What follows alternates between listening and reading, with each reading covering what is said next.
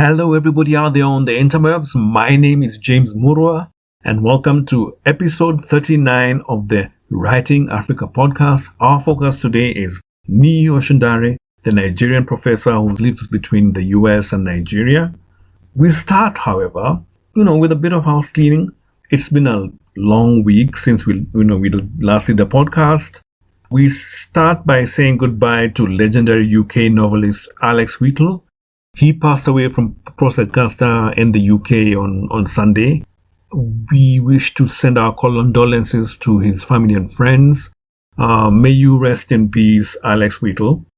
It's also been a week of announcements. We've had an announcement of the Le Grand Prix Afrique 2025. It was done at the Paris African Book Festival.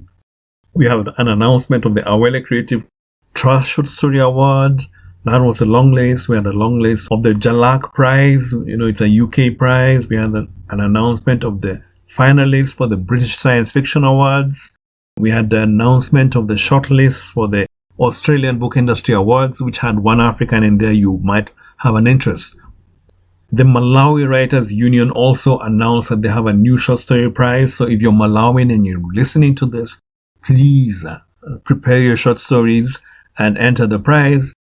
Those who win get a 1 million kwacha, so you want to be part of that.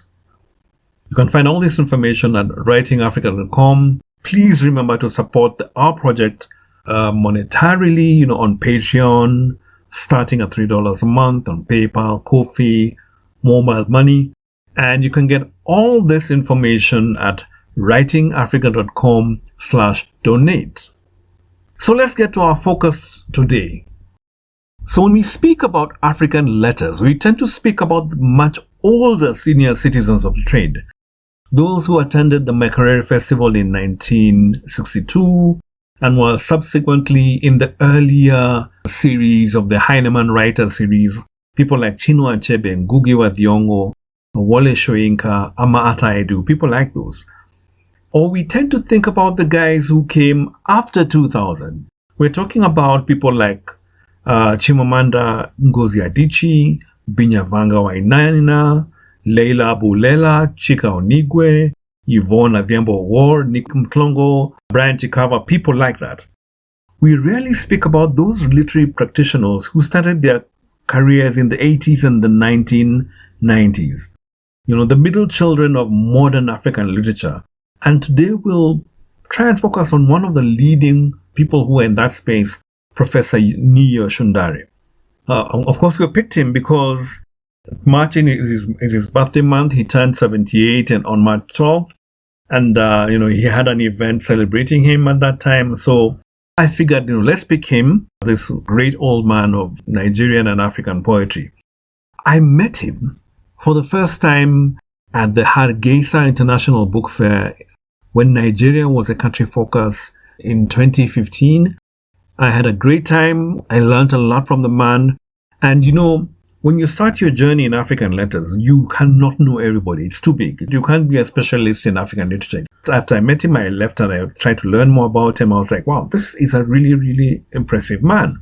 He's a guy who made his name as a linguist, a critic, a journalist, teacher, and poet. He gained degrees in English at the University of Ibadan. At the University of Leeds is where he did his MA. And the York University in Canada is where he did his PhD. And I'm just mentioning this because he's an academic. His profession is that he's an academic, but he also produced other forms of art. He was a professor at the University of Ibadan, from 1989 to 1987. At one point, he was head of English until he left and became professor of English at the University of New Orleans in 1997.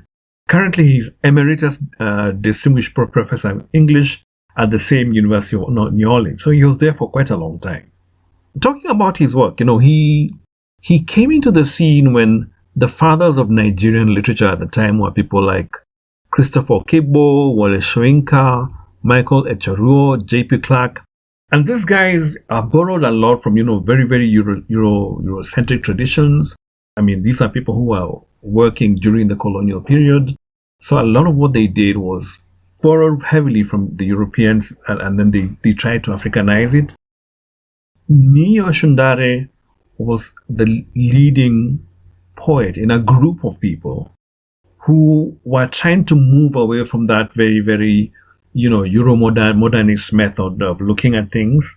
Theirs were most modern. Of course, it synthesized Western, but it also included African or Yoruba oral literary techniques, using sound, drums, dancing feet, melodic tunes, that kind of thing. He was part of a group of people who came and brought a new way of looking at poetry on the continent. He had a commitment to social, economic, and political issues, which was very dangerous when he was working until 97, because he was working during the dictator years, when dictators were coming and going in the 1980s and 90s. I mean, he stood up to the most feared of them, Sani Abacha, until he died. And until he left for New Orleans in 1997, and he was there for the rest of his career. The man was prolific. Apart from his normal academic work and academic papers, he's produced over 20 collections of poetry. In the 1980s, he did 5 collections. In the 1990s, he did 5 collections. In the 2000s, he did 5 collections and 1 play. In the 2010s, he did 4 collections. In the 2020s, he did 2 collections. I guess he was slowing down. Some of the important collections in each of the decades. In the 1980s, his first collection was Songs from the Marketplace, which was in 1983. That's what he welcomed us to. Another of his prominent collections was The Eye of the Earth, 1986. It won the Commonwealth Poetry Prize, and it won the Association of Nigerian Authors Poetry Prize. That was a big deal. In the 1990s, Waiting Laughter, which was published in 1990, won the Noma Award, which was at the time the most prestigious award for African writers. He won it for his poetry. If you want me to talk about the Noma Award, please just tell me. I'll be very happy to. The Noma Award was an award which was sponsored by a Japanese family, and as soon as they pulled off in the early 2000s, the award collapsed. It was an award handed out for publishing on the continent. In the 2010s, among his four collections, his most prominent was City Without People, the Katrina poems. This was a response to him being caught up in Hurricane Katrina, which was a mess.